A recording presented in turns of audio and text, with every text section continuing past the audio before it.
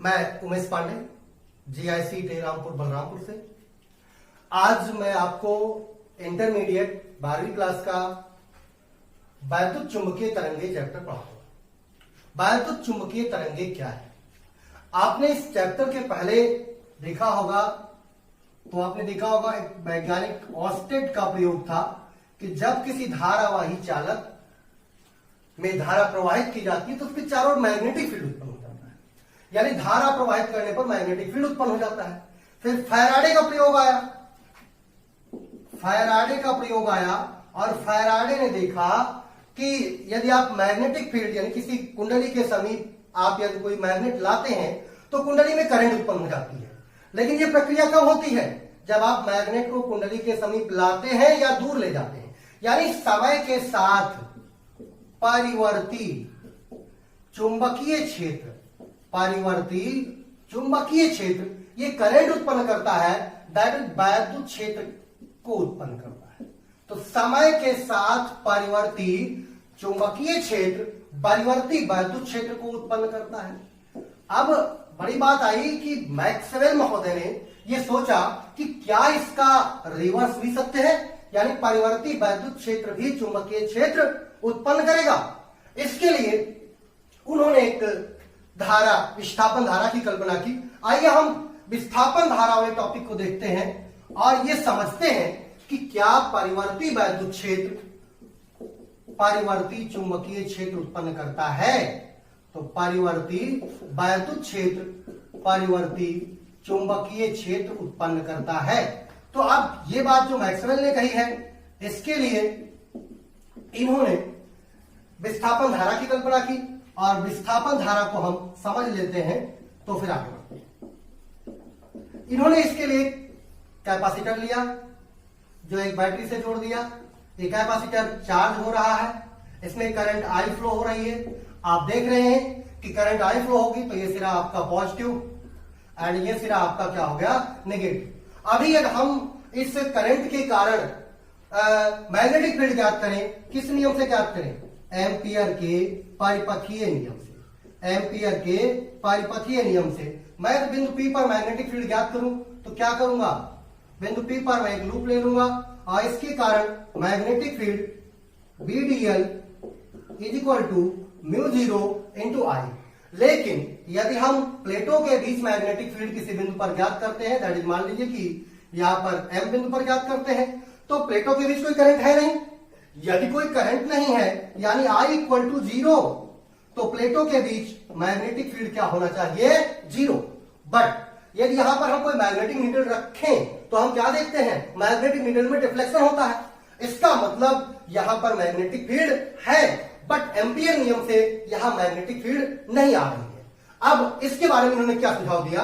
उन्होंने सुझाव दिया कि जब कोई कैपेसिटर चार्ज होता है तो चार्ज होने पर आवेश की मात्रा बढ़ेगी, that is electric field variable होगा। अब ये इलेक्ट्रिक फील्ड वेरिएबल होगा और वही वेरिएबल इलेक्ट्रिक फील्ड ही मैग्नेटिक फील्ड उत्पन्न कर रहा होगा। जरा ध्यान दें कि मान लेते हैं इस कैपेसिटर पर किसी समय चार्ज क्या है? Q है। Then electric field is equal to sigma by epsilon 0, sigma is equal to Q by A epsilon 0, where A area of plate, epsilon 0 ये आपका निर्वात वैद्युतशीलता है। अब आप बात करें कि इस प्लेटों के बीच जो वेरिएबल इलेक्ट्रिक फील्ड हो रहा है उससे फ्लक्स कितना परिवर्तित हो रहा है? तो फ्लक्स आप परिवर्तित करेंगे तो phi E equal to EA, ये आपकी Q by A epsilon 0 and A। अब हम एक बात करें, इसे डिफरेंशिएट कर दें। मन में प्रश्न होगा डिफरेंशिएट क्यों कर रहे हैं सर? तो आप जानते हैं कि चार्ज के जो चेंज की दर है टाइम के साथ में, उसे हम क्या बोलते हैं? करंट बोलते हैं। देन d फाई E बटे dt equal to dq by dt with 1 by epsilon 0, dq by dt equal to epsilon 0 d phi E बटा dt। आप देखते हैं dq बाई dt को हम क्या कह सकते हैं? ये करंट है और ये I equal to epsilon 0 d phi E बटे dt। अब आप बताइए, सर्किट ये कैपेसिटर के बाहर करंट है, इस वेरिएबल इलेक्ट्रिक फील्ड के कारण एक अंदर आपकी करंट दिखाई नहीं पड़ती है, बट उत्पन्न होती है।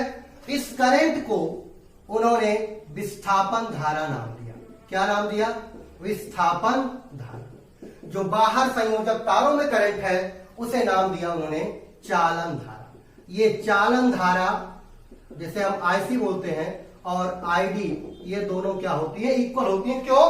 क्योंकि यह भी देखिए आवेश परिवर्तन की दर और ये भी क्या है, आवेश परिवर्तन की दर। अब अगर हम इस करंट को यहां पर बीच में इंक्लूड कर लें तो हमारा एम्पियर का नियम लागू हो जाएगा। और अब हमारा एम्पियर का नियम जो संशोधित नियम आएगा जिसे हम एम्पियर मैक्सवेल नियम कहते हैं। क्या कहते हैं? एम्पियर मैक्सवेल नियम। ये किसी भी बंद परिपथ की सीमा के अनुदिश चुंबकीय क्षेत्र का रेखीय समाकल μ0 इंटू आईसी प्लस आईडी, यानी चालन धारा और विस्थापन धारा के μ0 गुना के बराबर होता है।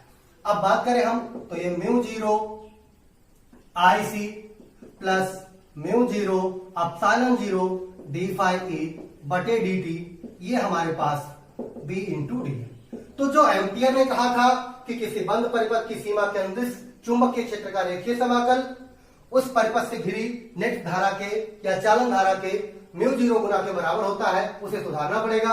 एम्पियर मैक्सवेल नियम से ये आएगा चालन धारा व विस्थापन धारा के योग का μ0 गुना होता है। अब आप थोड़ा ध्यान दीजिएगा, ये विस्थापन धारा क्या है, यहां पर एक रिजल्ट आपके पास आ गया। तो विस्थापन धारा आप देखें, विस्थापन धारा क्या है, परिवर्ती वैद्युत क्षेत्र के कारण, बहुत इंपॉर्टेंट वर्क है, परिवर्ती वैद्युत क्षेत्र के कारण उत्पन्न धारा को, कारण उत्पन्न धारा को क्या कहते हैं, विस्थापन धारा। नाम आपको विस्थापन धारा इसे क्यों कहा गया, तो आप जानते हैं ये इलेक्ट्रिक फील्ड हमारा वेरिएबल जो है वो क्या हुआ, वो विस्थापित हुआ है और इसके कारण एक धारा उत्पन्न हुई, इसे क्या कहते हैं, विस्थापन धारा। ध्यान दीजिएगा, संयोजक तारों में चालन धारा और जहां पर परिवर्ती इलेक्ट्रिक फील्ड होगा वहां विस्थापन धारा। थोड़ा ध्यान दीजिए, संधारित्र में चालन धारा और विस्थापन धारा दोनों मौजूद होती हैं। ऐसा स्पेस जहां पर, ध्यान दीजिएगा, ऐसा स्पेस जहां वैद्युत क्षेत्र परिवर्ती हो वहां पर कोई चालन धारा ना होने के बावजूद भी विस्थापन धारा होती है। क्या होती है, विस्थापन धारा होती है। अब बड़ी बात आपके पास है कि विस्थापन धारा से हमें क्या एडवांटेज मिला। पहली बात, विस्थापन धारा से हमें इलेक्ट्रिक और मैग्नेटिक फील्ड में सिमेट्री मिली। क्यों? फैराडे ने कहा था परिवर्ती चुंबकीय क्षेत्र वैद्युत क्षेत्र उत्पन्न करता है, तो परिवर्ती वैद्युत क्षेत्र क्या उत्पन्न कर रहा है, चुंबकीय क्षेत्र उत्पन्न कर रहा है। ये दोनों चुंबकीय क्षेत्र इक्वल होते हैं, तो एक सिमेट्री मिली कि परिवर्ती वैद्युत क्षेत्र परिवर्ती चुंबकीय क्षेत्र उत्पन्न कर रहा है। इसी आधार पर मैक्सवेल ने वैद्युत तथा चुंबक का एकीकरण किया। वैद्युत और चुंबक का क्या किया, एकीकरण किया। और इस एकीकरण से उन्होंने वैद्युत चुंबकीय सिद्धांत को बताया। मैक्सवेल के 4 समीकरण हैं जो मैक्सवेल के वैद्युत चुंबकीय तरंग सिद्धांत को उत्पन्न करते हैं। तो मैक्सवेल के 4 समीकरण क्या है, तो आप जानिए। पहला, वैद्युत का गाउस नियम, वैद्युत का गाउस नियम, गॉस लॉ ऑफ इलेक्ट्रिक। ये क्या कह रहे हैं, किसी बंद पृष्ठ के भीतर जो फ्लक्स होता है वो आपका 1/ε0 इंटू क्यू के बराबर होता है। दूसरा है चुंबकत्व का गॉस नियम, चुंबकत्व का गॉस नियम ये क्या बता रहा है, चुंबकत्व का गॉस नियम आपका बता रहा है कि B into D S is equal to 0। इससे पता चलता है कि किसी बंद पृष्ठ के भीतर चुंबकीय क्षेत्र क्या होता है, आपका शून्य होता है। तीसरा आप देखें तो फैराडे का नियम है। फैराडे का नियम क्या बताता है कि वैद्युत क्षेत्र का रेखीय समाकल ये फ्लक्स परिवर्तन की ऋणात्मक दर के बराबर होता है। और चौथा, एम्पियर मैक्सवेल लॉ जो अभी हमने पढ़ा है, एम्पियर मैक्सवेल समीकरण। एम्पियर मैक्सवेल समीकरण क्या कह रहा है, close integral B d l equal to mu zero I C plus mu zero epsilon zero d phi E बटे डी टी। अब हमारे पास आपके मन में प्रश्न होगा कि हमने इस वैद्युत चुंबकीय तरंग को पढ़ाने के पूर्व इन 4 समीकरणों को क्यों लिया, क्योंकि ये चारों समीकरण आधार स्तंभ है वैद्युत चुंबकीय तरंगों के। मैक्सवेल ने इन चारों समीकरणों के आधार पर वैद्युत चुंबकीय तरंगों के भविष्य की इस भविष्यवाणी, वैद्युत चुंबकीय तरंगों की गणितीय विवेचना के आधार पर भविष्यवाणी इन चारों समीकरणों के आधार पर हुआ है। ये चारों समीकरण मैक्सवेल के समीकरण के नाम से जाने जाते हैं। अब हमारे पास आता है जो हमारा मेन पॉइंट था, विद्युत चुंबकीय तरंग। तो अब बताइए विद्युत चुंबकीय तरंग क्या हो सकती है। बहुत अच्छा वर्क है। देखिए आपने कहा कि परिवर्ती चुंबकीय क्षेत्र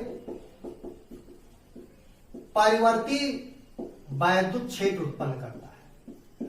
अभी मैक्सवेल ने कहा कि जस्ट ये इसका क्या है, ये इसका इधर भी सत्य है, यानी परिवर्ती वैद्युत क्षेत्र परिवर्ती चुंबकीय क्षेत्र उत्पन्न करेगा। अब आप बताइए, मान लीजिए कि किसी भी स्पेस में एक वैद्युत क्षेत्र हो और एक चुंबकीय क्षेत्र हो जो समय के साथ परिवर्ती हो। तो ध्यान दीजिएगा, समय के साथ परिवर्ती वैद्युत तथा चुंबकीय क्षेत्र स्पेस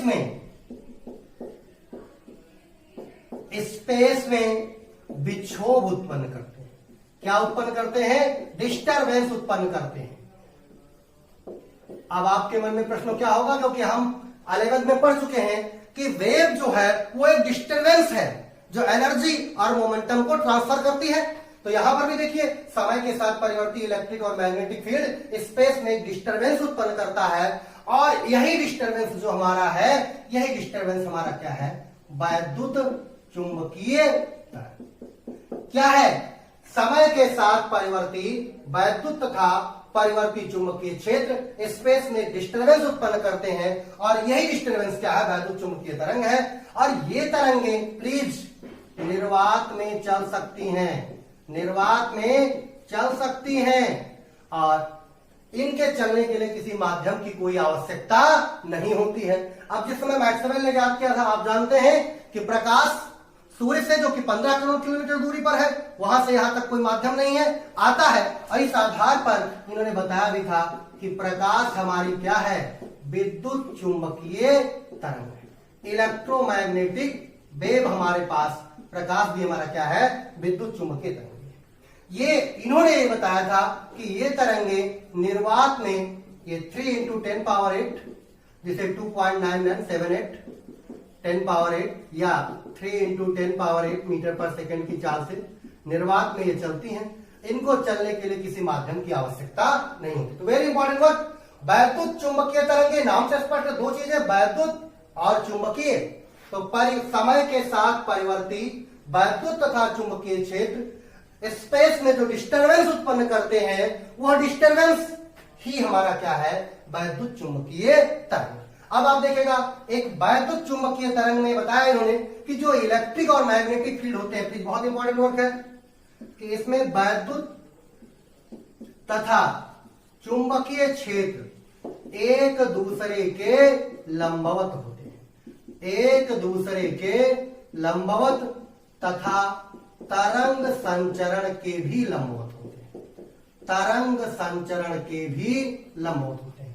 ध्यान दीजिएगा, ये इलेक्ट्रिक और मैग्नेटिक फील्ड एक दूसरे से परपेंडिकुलर होते हैं और तरंग संचरण के भी क्या होते हैं? लंबवत होते हैं। यहां पर एक वैद्युत चुंबकीय तरंग का प्रारूप आपको दिखाया गया है, जरा इस पर गौर करें। ये मान लीजिए कि कोई वेव हमारी एक्स डायरेक्शन में जा रही है, तो इलेक्ट्रिक और मैग्नेटिक फील्ड का जो वेक्टर है वो x डायरेक्शन में नहीं होगा, x के परपेंडिकुलर तो y और z होंगे।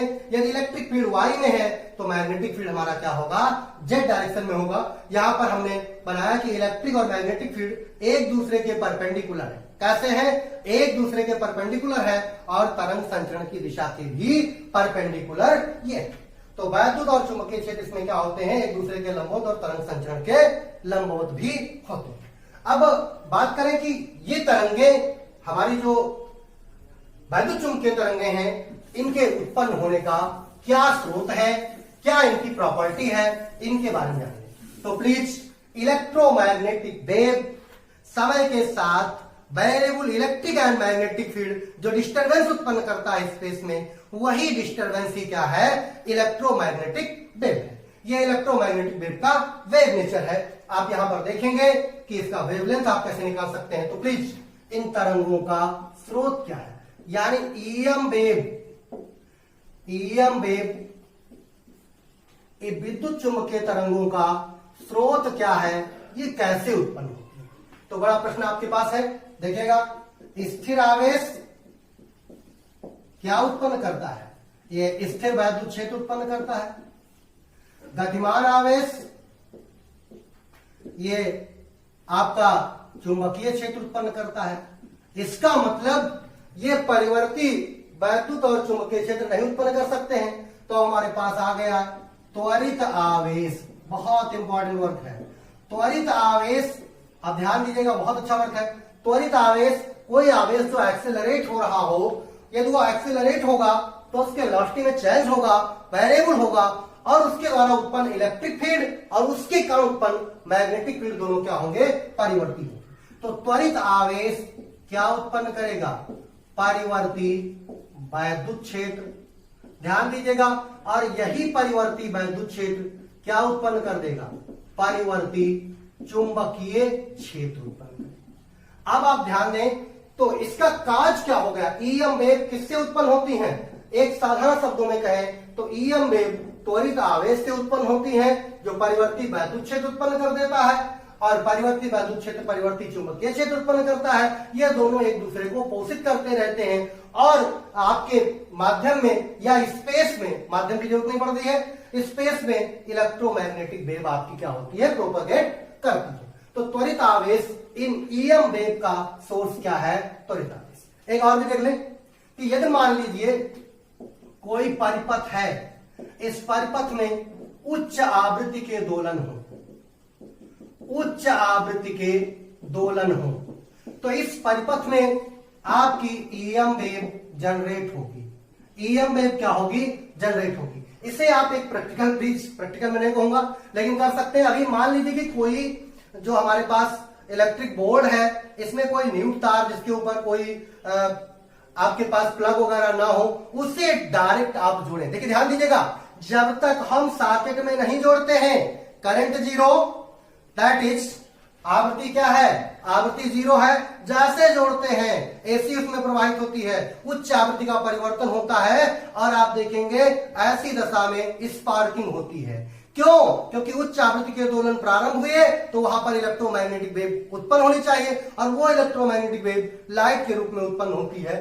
तो जब किसी वैद्युत परिपथ में उच्च आवृत्ति के दोलन होते हैं तो ईएम वेव उत्पन्न होती है। फिर भी इनका आप देखिए सारांश, तो उच्च आवृत्ति के दोलन होंगे तो हमारा क्या होगा, त्वरित आवेश होगा। त्वरित आवेश का एक एग्जांपल है आपके पास दोलित आवेश, यानी कोई भी आवेश जो दोलन कर रहा है वो आपके पास क्या है, त्वरित आवेश। आपने इसके पूर्व चैप्टर में एलसी परिपथ में आवेशों के दोलन पढ़े थे, उनकी फ्रीक्वेंसी का फार्मूला 1/2 पाई रूट एलसी। ये बहुत कम फ्रीक्वेंसी होती है, और यहां पर इलेक्ट्रोमैग्नेटिक वेव जनरेट होती है। इलेक्ट्रोमैग्नेटिक वेव हमारी जनरेट होती है एलसी परिपथ में। अब हम बात करें कि इलेक्ट्रोमैग्नेटिक वेव का काज क्या है, त्वरित आवेश। क्या काज है इसका, त्वरित आवेश है। यदि किसी परिपथ में उच्च आवृत्ति के दोलन होंगे तो वो परिपथ आपका ईएम वेव को क्या करेगा, उत्पन्न करेगा। मैं ईएम वेव के कुछ अभिलक्षण कैरेक्टरिस्टिक की बात करूंगा। ईएम वेव के अभिलक्षण आप देखिए तो पहला इसका अभिलक्षण है कि ये क्या होती है, ये अनुप्रस्थ तरंग है, ट्रांसवर्स वेव, अनुप्रस्थ तरंग। अब आपके मन में प्रश्न होगा कि ये अनुप्रस्थ तरंग क्यों है, क्योंकि आप देखते हैं इसमें जो इलेक्ट्रिक और मैग्नेटिक फील्ड के वाइब्रेशन है वो क्या है, तरंग संचरण की दिशा के लंबवत है। तो ये इस तरंग का जो लक्षण है ये हमारी अनुप्रस्थ तरंग है। और आप जानते हैं प्रकाश भी हमारी क्या है, अनुप्रस्थ तरंग है। तो वैद्युत चुंबकीय तरंग की प्रकृति क्या होती है, अनुप्रस्थ होती है। क्यों होती है, क्योंकि इसमें इलेक्ट्रिक और मैग्नेटिक फील्ड के वाइब्रेशन क्या होते हैं, प्रोपोगेशन ऑफ वेव के परपेंडिकुलर होते हैं। यदि आप बात करें ये कैसे होगा, तो एक छोटा सा प्रयोग आपको संधारित्र वाला बताते हैं। संधारित्र को जब चार्ज करते हैं तो हम देखते हैं इस प्रकार ये प्लस माइनस और इलेक्ट्रिक फील्ड आपकी पॉजिटिव टू नेगेटिव होती है। अभी यदि आप बात करें कि इसके चारों ओर जो आपने मैग्नेटिक फील्ड ज्ञात करने के लिए सर्किल लिया था, तो सर्किल पर मैग्नेटिक फील्ड का डायरेक्शन क्या होगा, टेंजेंट की दिशा में। आप बार बार देखेंगे कि इस पर इलेक्ट्रिक और मैग्नेटिक फील्ड आप देखें तो दोनों एक दूसरे के क्या होती हैं, लंबवत होती हैं। ये सर्किल लेंगे, सर्किल पर स्पर्शी दिशा में आपका मैग्नेटिक फील्ड होगा, तो यहां देखिए ऊपर ऐसे, इस प्रकार ऐसे, इस प्रकार ऐसे, तो हर दशा में ई के परपेंडिकुलर ही आपका बी होता है। तो ये तरंगें क्या होती हैं, अनुप्रस्थ होती हैं। दूसरी बात देखें, ये इन तरंगों में कोई आवेश नहीं होता, बहुत इंपॉर्टेंट बात, आवेश नहीं होता, अर्थात ये इलेक्ट्रिक और मैग्नेटिक फील्ड से प्रभावित नहीं होती। आवेश नहीं होता है, ये इलेक्ट्रिक मैग्नेटिक फील्ड से प्रभावित नहीं होती हैं। ये तरंगे निर्वात में, ध्यान दीजिएगा, निर्वात में इन तरंगों की चाल 1/μ0 एप्सिलॉन 0 के बराबर होती है, जो कि C = अप्रोक्सीमेट 3 × 10⁸ मीटर पर सेकेंड। निर्वात में सभी ईएम वेव की चाल समान होती है, सभी ईएम वेव की चाल क्या होती है, समान। अब आप कहेंगे ऐसा क्यों कह रहे हैं, सभी ईएम वेव की चाल समान होती है, ऐसा आप क्यों कह रहे हैं, तो इसका कारण है कि सभी ईएम वेव ये माध्यम पर निर्भर नहीं करती हैं, निर्वात में चल सकती हैं, तो माध्यम के गुणों पर निर्भरता नहीं, इसलिए सबकी चाल क्या होगी, समान। बट माध्यम में इनकी चाल क्या होगी, बदल जाएगी। माध्यम में चाल इनकी क्या हो जाएगी, बदल जाएगी। अभी हम बात करें कि ईएम वेव का और क्या लक्षण है, तो आप बात करेंगे कि ईएम वेव हमारे पास कहीं भी, मान लीजिए कोई ईएम वेव है, माना कोई EM wave plus x direction में जा रही है। किस डायरेक्शन में जा रही है, प्लस एक्स डायरेक्शन में। तो हमारा वैद्युत क्षेत्र एक्स कंपोनेंट 0 होगा। मान लेते हैं कि वैद्युत क्षेत्र हमारा वाई डायरेक्शन में है, तो इसका जेड कंपोनेंट भी 0 होगा। अब ई हमारा किसके बराबर होगा, ओनली ई वाई की, और इसका equation E0 sin ωt minus k x. ध्यान दीजिएगा, के आपका संचरण नियतांक, ओमेगा कोणीय आवृत्ति, k = 2π/λ, ओमेगा = 2π/ν। अभी ये बात करें हम, इसे आगे बढ़ाएं तो ये बनेगा E0 sin ωt minus x/c। Here c is the velocity of light. अब आपकी वैद्युत क्षेत्र y डायरेक्शन में, देन चुंबकीय क्षेत्र आपके पास किस में हो जाएगा, z डायरेक्शन में हो जाएगा। तो चुंबकीय क्षेत्र Bx = 0 and By = 0 and B0 sin ωt minus kx। आप देखते हैं ये B0 sin ωt minus x/c। आप क्या देख रहे हैं कि ईएम वेव साइनोसाइडल साइन के रूप में विद टाइम वैरी कर रही है, विद टाइम आपकी क्या कर रही है, वैरी कर रही है। अभी हम इस चीज को ध्यान दें तो देखिए डेल ई बटे डेल एक्स निकाल लें, डेल ई बटे डेल एक्स निकालें तो आप देखेंगे minus k E0 cos omega t minus k x, differentiate किया गया है जनरल, साइन का कॉस और माइनस के एक्स का ओनली के। ऐसे बात करें, आप बात करें del B by del t निकाल लें तो ये बनेगा omega B0 cos omega t minus k x. आप जानते हैं कि del E by del x बराबर minus del B by del T.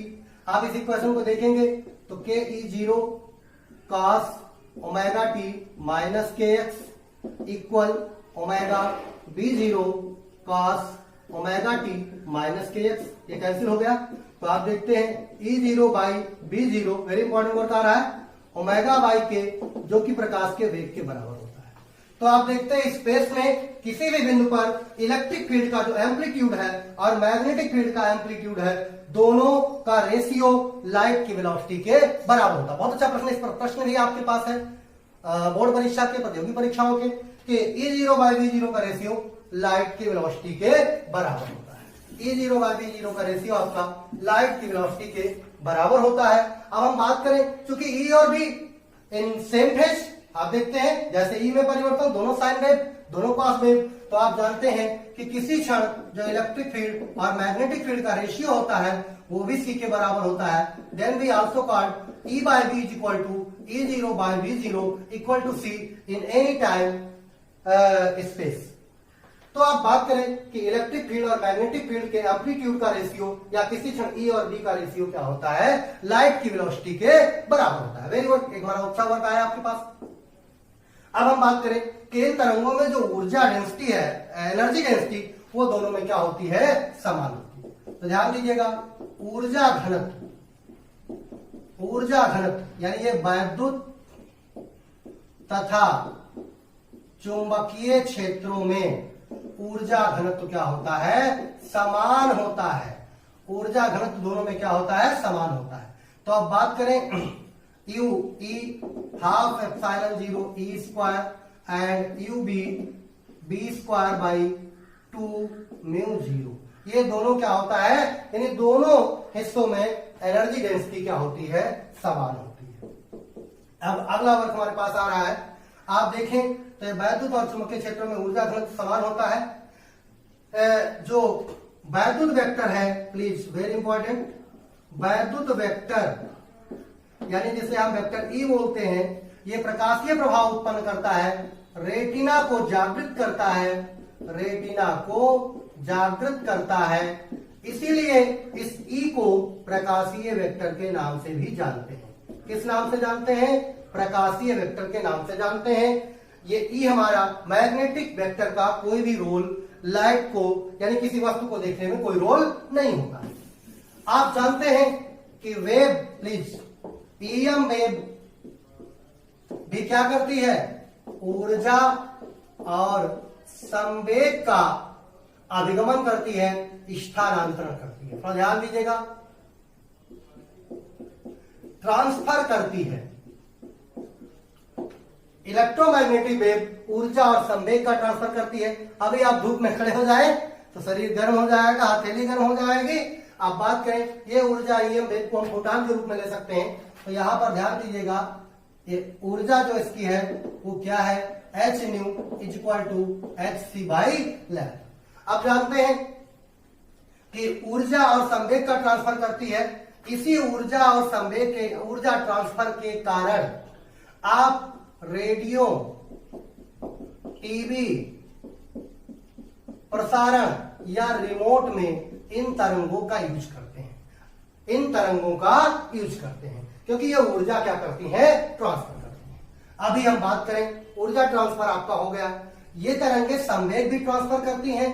अब बात करें संवेग u by C then h by lambda. देखिएगा सी का मान बहुत अधिक है, इसलिए इसके संवेग का अनुभव हमें नहीं होता है। अभी हथेली पर बात करें हम संवेग का, तो 7 into 10 power minus 6 into newton metre square का संवेग ट्रांसफर होता है। अब बात करें ये दाब, संवेग ट्रांसफर के कारण, प्लीज एक और चीज रह गई है, संवेग जो ट्रांसफर होता है इसके कारण विकिरण दाब उत्पन्न होता है। क्या उत्पन्न होता है, विकिरण दाब उत्पन्न होता है। ये सी बहुत अधिक होने के कारण से संवेग का अनुभव हमें नहीं हो पाता है। सी बहुत अधिक होने के कारण संवेग का अनुभव हमें नहीं हो पाता है। अब बात करें ईएम वेव हमारी संवेग का ट्रांसफर करती हैं, इन सारी चीजों का ट्रांसफर करती हैं। और हमने इस प्रकार वैद्युत चुंबकीय तरंगों के बारे में सीखा कि समय के साथ परिवर्ती वैद्युत और चुंबकीय क्षेत्र, स्पेस में जो डिस्टरबेंस उत्पन्न करते हैं वही डिस्टरबेंस हमारा क्या है, वही डिस्टरबेंस हमारा इलेक्ट्रोमैग्नेटिक वेव है।